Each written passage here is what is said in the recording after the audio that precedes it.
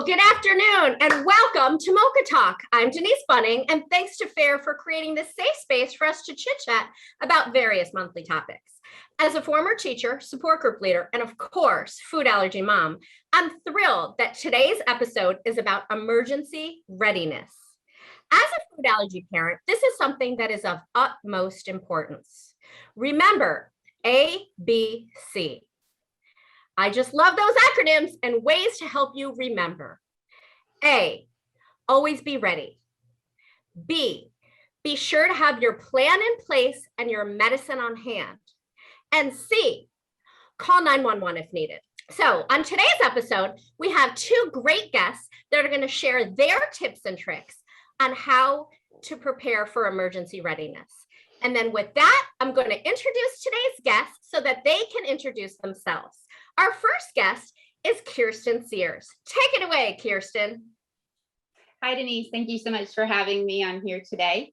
As you said, my name is Kirsten Sears. My background is as a registered nurse with experience in ICU and recovery room.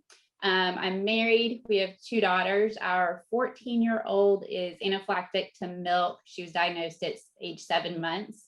We later found out she was also allergic to tree nuts. And at the same time, her older sister, who is now 16, was also diagnosed with the exact same tree nut allergies. We just got lucky and didn't know she was allergic. So I basically have been a stay-at-home mom since having the girls. And with that, I missed nursing. So I devoted my time to forming a food allergy group. So I'm the co-founder of Food Allergy Families of Northwest Florida. I live here in Panama City Beach, and we service the area from Pensacola to Tallahassee. And I also spend some time volunteering with school health, just training teachers and doing stuff to advocate for our food allergic children and their families. That's wonderful. Thank you so much. Okay, our next guest is Lily Roth. Take it away, Lily. Hi, Denise. Thanks so much for having me also. My name is Lily. I am a paramedic. I'm from outside of Philadelphia, and I worked as a paramedic for 2 years after graduating from the University of Pittsburgh full-time, and then now I'm in medical school. So I also have anaphylactic food allergies to a lot of things. It's not worth listing, but I got into EMS because all of my friends were going away in high school on medical mission trips and doing things that I couldn't do because of my food allergies. It wouldn't have been safe. So our local EMS chief said, "Do you want to come ride on the ambulance?" And I was like, "Oh, that's so cool." And I was 15 when I started riding on the ambulance. At 16, I became an EMT. And then while I was at Pitt, I became a paramedic. And I thank my food allergies for getting me into EMS. So it's kind of cool to be on the other. I much prefer to be the paramedic than the patient, but it's fun to be on the other side. Holy cow. Wow. Amazing guest today. So with a nurse and a food allergy, EMS, soon to be doctor. Holy cow. Okay. So we're going to get right started here. Our first question is, tell us how you managed creating an emergency readiness plan. And we're going to start with you, Kirsten. Okay, so 14 years ago is when our lives changed and we became a food allergy family. And this was before Facebook. There was no social media.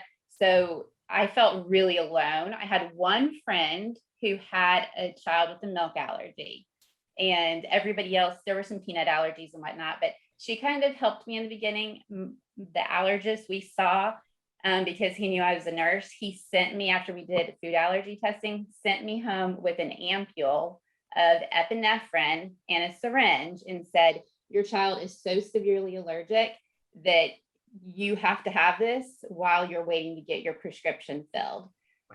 So I was like, oh my goodness, this is very, very serious. Gave me no information on management, just taught me how to use epi with a syringe, which I already knew how to use. So I went home and started my own online search, and luckily came across the foodallergy.org website. And that's where I really found some good information. And over the years, obviously, our allergy action plan is what we personally call it. It has changed, as we've learned what better ways of managing because I've made the mistake of dosing with Benadryl, learned that the hard way. Well, no, Benadryl's not even on our plan anymore. So, using Epi, very first thing for our family. So that's pretty much how using the FAIR website is how we really got our plan going. Okay, on to you, Lily. How about you? Yeah, I mean, we also, as I was growing up, used a food allergy action plan, probably right off of the FAN, which is now FAIR website. But, as I've gotten older, I think that my paramedic background has helped me a little bit. I've definitely tried to manage my anaphylactic reactions and myself. And I've learned that, you can't be the patient and the paramedic at the same time, and you've got to go to the hospital as much as you don't want to. But, definitely knowing that pre-hospitally, right, we don't always expect that people are going to use an EpiPen before they have symptoms. And sometimes that is on people's plans. And so knowing as a paramedic, when I show up, that sometimes people have used their EpiPen before they have hives or they have symptoms. A lot of paramedics are like, why did you even use your EpiPen, right? And they say to the parents, like, what are you thinking? But knowing that that's on a lot of people's plans, I think people feel better when I show up and I'm like, yeah, you did the right thing to use your EpiPen if you knew that you had peanuts or no milk or whatever you're allergic to, but you didn't have symptoms yet. So I think plans are really important. It's something that I think probably both Kirsten and I use protocols in our jobs. And it's kind of like your own personal protocol for an emergency. I think that's so important. Both of you talking about, obviously going to foodallergy.org, downloading the information, adapting as needed. I've been around the food allergy world for a while. My kids are in their 20s now. So certainly things have changed over the years. And to both of your points, you adapt as needed as your child gets to be more independent from an early age. What can they handle depending upon the child's personality? Do you do a lot of role playing? Do you do are you going into the schools and teaching the schools? Obviously, you guys both have medical backgrounds. And I think that what you said, Lily, having protocols and having a plan in place is so important for everyone, for teachers, for coaches, for the individual. And I think one thing that you both mentioned is you both did download things, but I'd like to find out a little bit more about what you did specifically to create your plan. Did you do anything to, besides just downloading the information? What types of creative things over the years have you added into your plan that has made it more specifically yours? So Kirsten, we'll go back to you. Yeah, so one thing I did was I took the information from, the FAIR website. As Lily mentioned, it was FAN. And I created a document that I laminated, and it had my daughter's picture, and it just basically was something that could be placed in the teacher's classroom, and everyone who was around her had a copy of that. And then another thing that was key for me was Kendall has self-carried since she was in kindergarten. And so I took that information and condensed it into a smaller format, and again, laminated it and made it into like a bag tag and put that on her allergy purse, which was always on her. And if it wasn't on her, we had a designated area where it hung. So like at PE time when they would go outside, it can't, we didn't want it laying in the heat, and we wanted her to be able to run and play. Well, the coach knew exactly where her allergy kit was. And her allergy action plan was right there. So in the event she needed her EpiPens, the plan was there. So when you're in an emergency situation, it's really calming for the person having to administer to be able to follow a step-by-step approach and not get all nervous and anxious and forget what to do. So having that on her EpiPen bag was really, really important. And it's still there now. Now it's just tucked inside her little purse because she can self-administer, but still everyone that's around her knows, and they will jump right in the event. She obviously, if she can't take care of herself, they can do it for her. Fantastic. How about you, Lily? Any other tips or tricks that you had along the way to make the plan more your own? Yeah, so when I was in high school, I had a bad anaphylactic reaction on a school trip, and my school nurse realized that the teachers with me didn't really know what to do, and it was kind of a problem. And so every year after that, she allowed me to come at the beginning of the year when they would do their like school resource week. And then every year I would teach them how to use the EpiPen, and we'd go over allergy action plans. And I think it was really helpful for them to not only have the school nurse do it, but for me to do it with them, because I went to a small private school. We had kids with food allergies, but we didn't have anaphylactic reactions every week. So it was a little scary for the teachers at first. So for them to see me doing it and to say like, this is really important that we learn this and not sort of shrug it off. I think that it was a good lesson for everyone. And now, like, because of my action plan, there were Clorox wipes in every classroom because kids would eat lunch sometimes in school and they wouldn't wash the desk down. And then I'd get hives all over my arms, after I was in math class or something. And so, all of those things that now we do because of COVID, sort of things that we implemented in school because of my action plan and just making it safer for me and the rest of the students in school.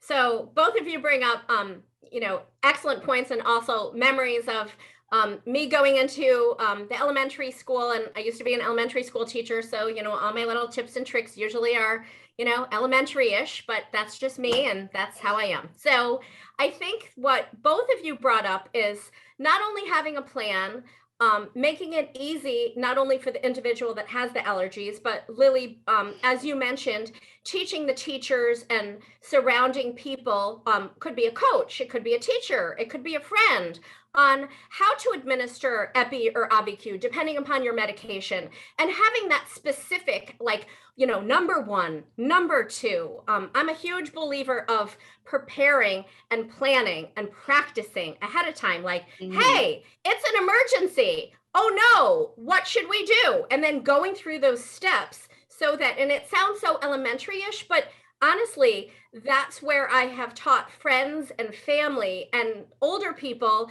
that, like, we want to practice the emergency when it's not an emergency. That way, when the real emergency happens, we're a little bit calmer.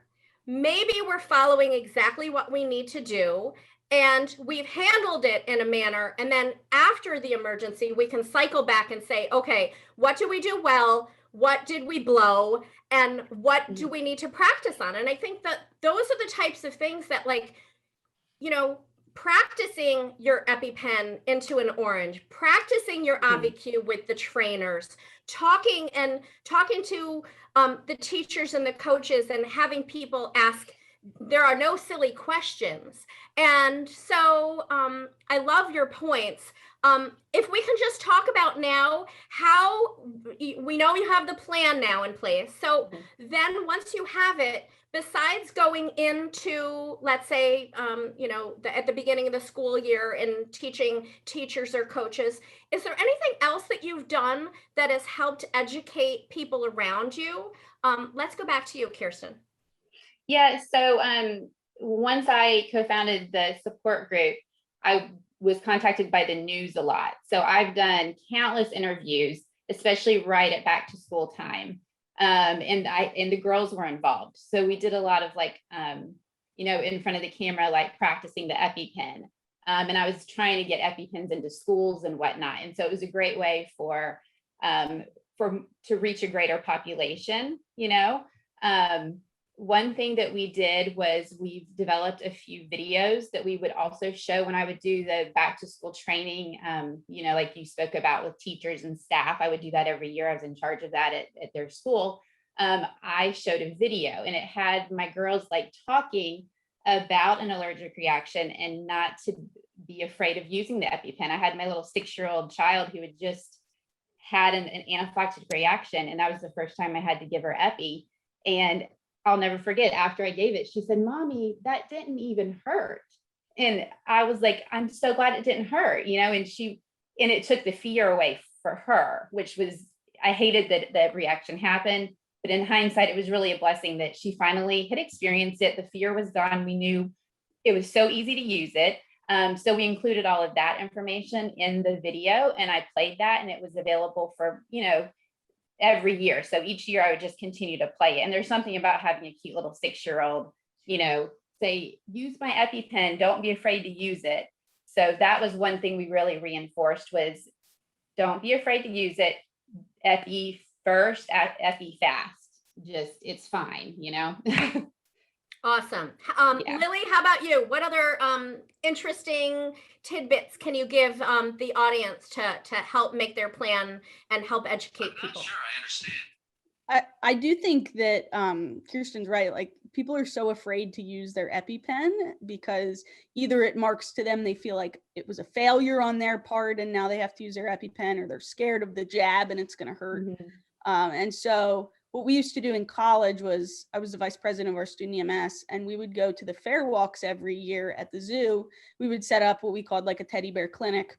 And we would bring training EpiPens, and we would have the kids, you know, let them know in advance to bring their favorite stuffed animal, and we would have teddy bears for them to use. We would have, you know, oxygen cylinders and different medical play toys for them to experience, and we would let them use the EpiPen on their bear, and we would talk about, you know, nebulizers and inhalers and, you know, the ambulance and how they shouldn't be afraid if they do have to use their EpiPen. I think I personally sort of live my life of, you know, with the plan of like allergic reactions are going to happen when you have food allergies. And if you pretend like they're not, then you put yourself in a bad place. So, you know, always having your EpiPen on you with the intention, like today I could have an allergic reaction and I want to do everything I can to avoid it. But sometimes that doesn't happen. You can do everything in your power, and sometimes accidents happen or cross-contamination happens. And so just the intention, like if you're going to live your life, you have to expect that one day, unfortunately, you may have to use your epinephrine, and you should be ready to use it and know how to use it and make sure it's not expired and those kind of things. That's so true. Both of you bring up such excellent points. I want to circle back. We've talked about the positive parts of you have your plan, you have your medicine, you've taught everybody, but let's talk about the fact that there are still challenging times. And so what for you as a parent or as an individual with food allergies is still the most challenging? So Kirsten, I'm going to take it to you. I would say the most challenging, and Lily touched on it, was helping people to get rid of that fear of the EpiPen. You say EpiPen or AviQ, but we use an AviQ, but I still call it an EpiPen because that seems to be what most people are aware of. They think needle, and then they think, oh my gosh, I'm going to see this huge needle, and they picture the movie where a big epi thing is going into someone's like chest. And I'm like, calm down. You never see the needle. It retracts as soon as you pull it away from the thigh. So practicing with those people, and I love using the orange. That's very important. And I will say the first time my daughter had a reaction, I got very nervous because I had never administered an EpiPen. I had given my ICU patients Epi when they were coding. So I was kind of having to change my mindset that this is an EpiPen, and using it was so simple. She didn't feel it. And before my very eyes, within a minute, the child went from almost dying to pinking back up. Her breathing got better. Her symptoms just faded away. And it was such an amazing experience to see it in action. So I just try to share that as often as I can, that it's not scary. It doesn't hurt the person you're giving it to, and just try to relieve that fear from people. That's really the biggest thing I find. Lily, how about you? What do you think is the most challenging? I think probably still the most challenging thing for me is always having my Epi with me because, you obviously can't use it if you don't have it. So I've certainly been, one to leave it in my car or, leave it somewhere where I don't have access to it in the gym bag and then I'm somewhere else. So I've sort of eliminated that problem by blanketing my world with Epis, sort of like we say, blanket the world with defibrillators. So, I keep epinephrine in my car that I usually pull out of it. And then I have epinephrine in my locker at school so that if I do leave it in my car, I've got EpiPens in my locker at school, and I have an EpiPen in my house that's in a central spot in my kitchen. So if something happens in my house, like I've got an EpiPen. And so just sort of trying to put EpiPens everywhere, that I may need them. sort of eliminates that problem for me. I think that's such an excellent point. Thank you for being so open and honest about that, because I do, as the parent of young male adults, there are times where whether you have an EpiPen that's a little bigger or an AviQ, which is a little smaller, it doesn't really matter which, as long as you have it. But if you don't have it, that's the problem. So I think it's if you can afford to have more than one, I mean, obviously the double dose, that's the recommendation. But if you are so able to have them in various places at your house, hanging in your gym bag, like you said, so much the better, so that if you do need it, that it is there. And luckily schools now have gotten so much better, so much better. And I would say while I was preparing for this episode, I was thinking to myself that food allergies right now, the food allergy world has really gotten so much better. And obviously, thanks to FAIR and some great organizations that are willing to help and have great, like you can go to websites, you can download information. As Kirsten said, videos, fantastic videos. You can go to the Living Teal channel and get some awesome videos that you can forward to people, family or friends or teachers, if they haven't actually seen it in action. So training people on what to do. Also, I want to really commend communities there are food allergy companies now, and so much better from a restaurant perspective. People are, in fact, willing to handle food allergy diners. There's so many different types of diets now, and it's not so odd. Lily, I was cracking up when you were saying, for the COVID, those of us in food allergy world and land have been using the wipes all over the place. And now everyone's doing it. It cracks me up. The people that thought like, oh my God, that lady definitely has OCD, because she's like cleaning around. If you get on an airplane and everyone's doing it, like, well, the food allergy, we've been doing this for the whole time. Okay. So now I thought it might be nice to hear some specifics from each of our guests. Kirsten, as a nurse, what have you found to be the most useful information to help you build a plan for your child?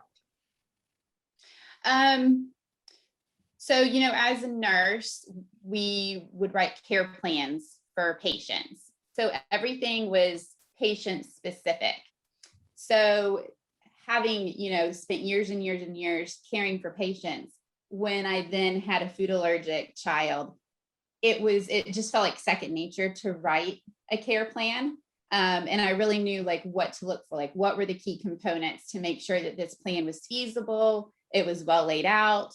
So I really kind of used that background to help me form the plan and put it into practice. And, just teaching, we're always teaching. I feel like that's just part of being a food allergy mom or a food allergy person yourself as you get older, and just advocating for yourself from a very young age.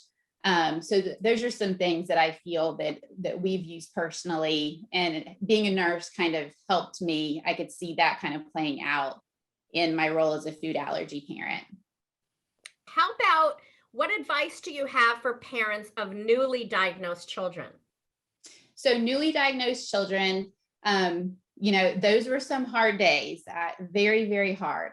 And you can feel very isolated. And I can remember just kind of wanting to keep her in this little protective bubble at home.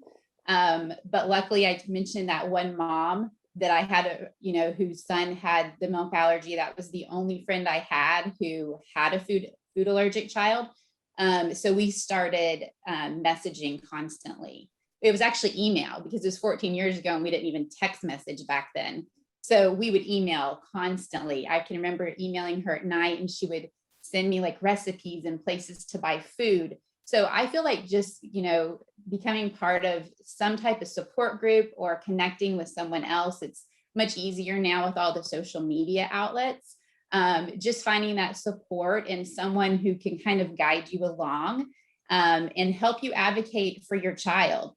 There are multiple people in our food allergy support group that we just kind of gather together, and we've gone to meetings together, because if you're going in front of a group of teachers at a new school and you need to teach them and you need them to make sure they can accommodate your child, it often helps if you bring someone else with you, just to kind of validate your points. And if you get nervous, you have someone over here who can step in and give some personal experiences to get the things, the accommodations that need to be there to keep the child safe. So completely identify with so many things you just said. A shout out to my Mocha co-founder, Ann Thompson. We met at an educational conference back in the same thing. There was no social media. There was no texting. It was emailing or calling actually on the phone and talking to each other back and forth. There were no going on the website to see what ingredients were, because the food allergy labeling laws didn't exist. So, having a partner in crime, as I like to say, is so important. Someone that really gets what you're going through. So for anyone out there that's watching, feel free, go to the foodallergy.org website, find a support group. If you don't have that pal that now you can email or text or instant message or what have you, find someone that really supports you and can understand the food allergy side of you, so that you feel that level of support. Okay, we're going to flip over to Lily. Lily, I cannot believe how many things you do. You're food allergic. You were an EMT when you were 15. Like, holy cow. So the knowledge that you have of food allergies personally, but then also your professional perspective.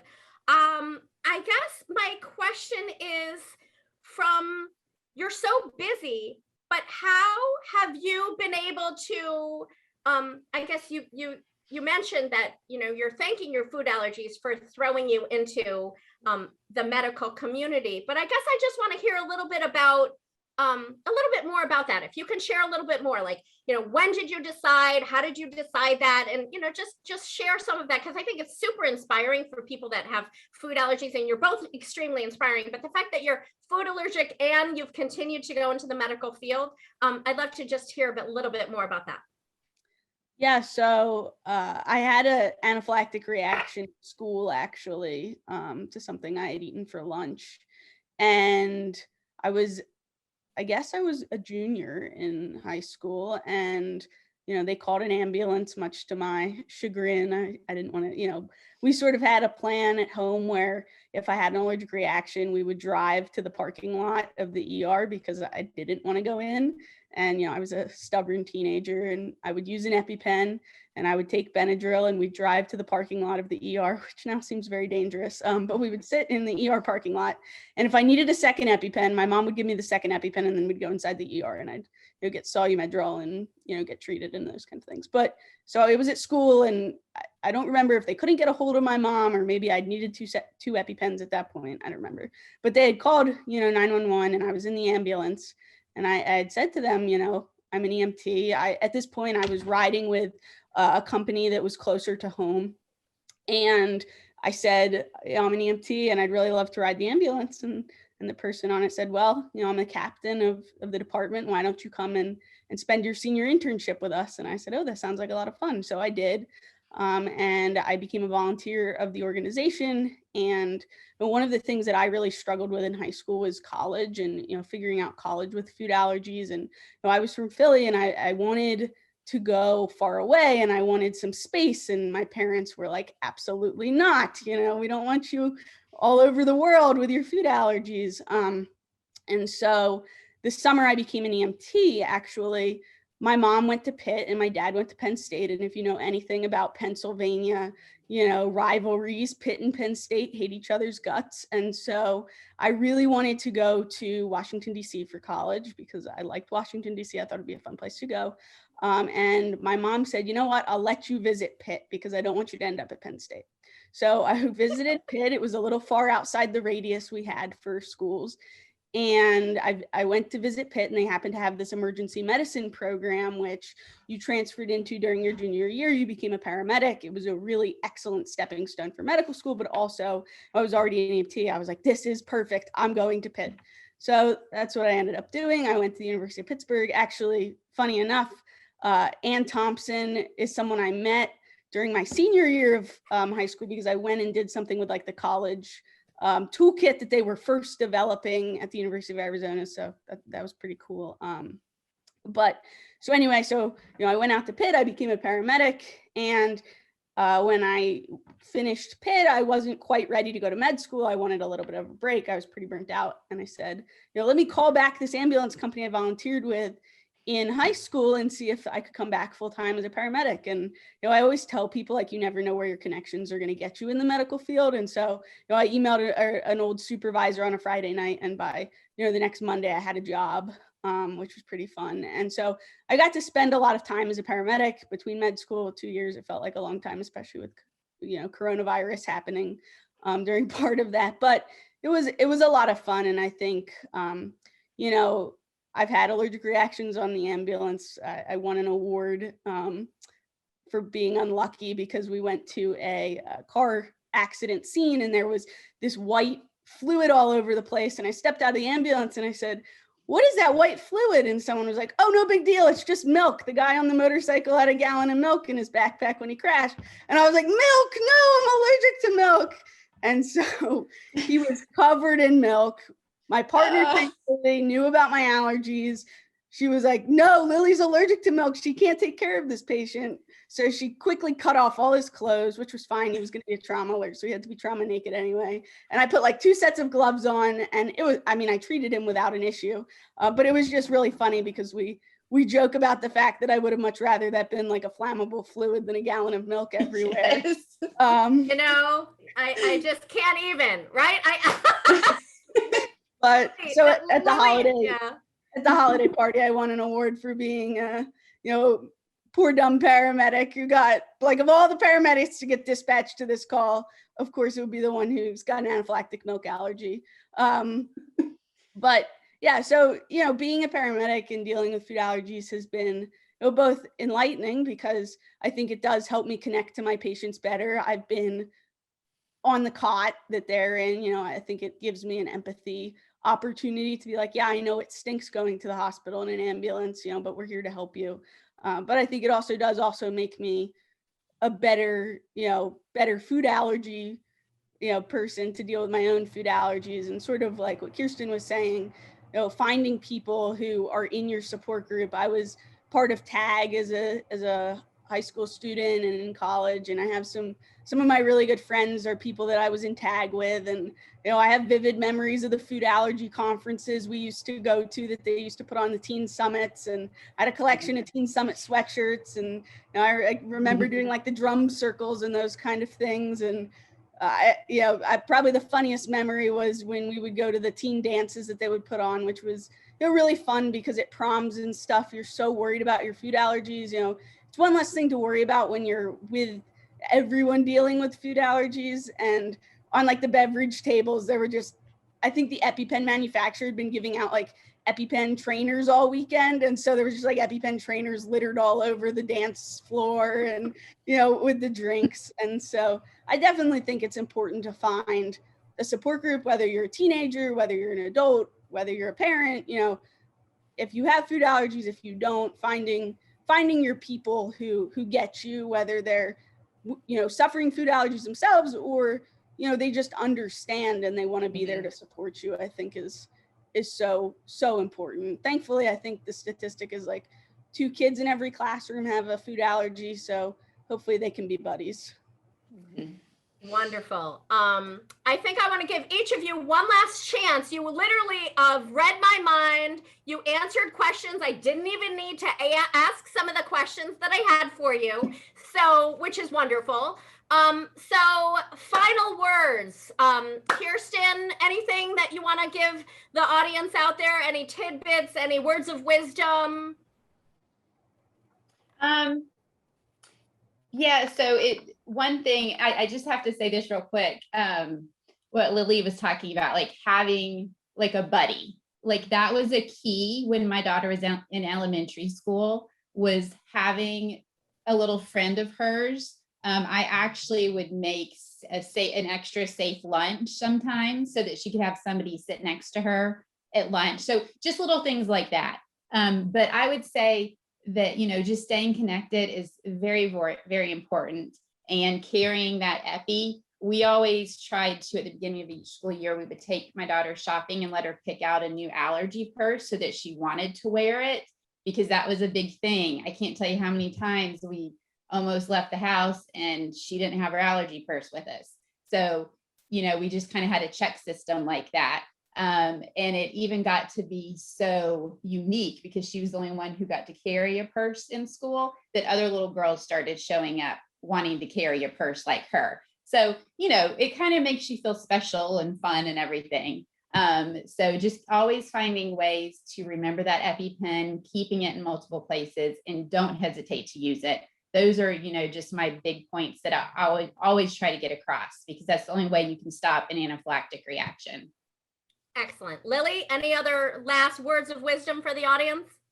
Yeah, I just always tell, teenagers and young adults and people with food allergies that, in 10 years, I think the hope is food allergies will be cured. And so I personally don't want to look back on my life and say, well, if I didn't have food allergies, I would have done that. So, you can do anything you want to do with food allergies, whether it's, get into the healthcare profession, whether it's, I have one of my best friends, he's a video game designer and he has a lot of anaphylactic food allergies when I met through TAG. And so there's lots of things you can do with food allergies. All you got to do is carry your EpiPen or your ABQ or whatever you use, just to have it as backup. Throw a safe granola bar or something in your bag so that you've got that too, so you're not hungry while you're doing whatever you love to do. But yeah, don't use food allergies as an excuse, because I think we've got so many excellent resources to allow people with food allergies to really live full lives when they're not dealing with anaphylaxis. Absolutely. Okay. Well, I can't believe it. I can't believe how fast these episodes fly by, especially with amazing guests like yourselves.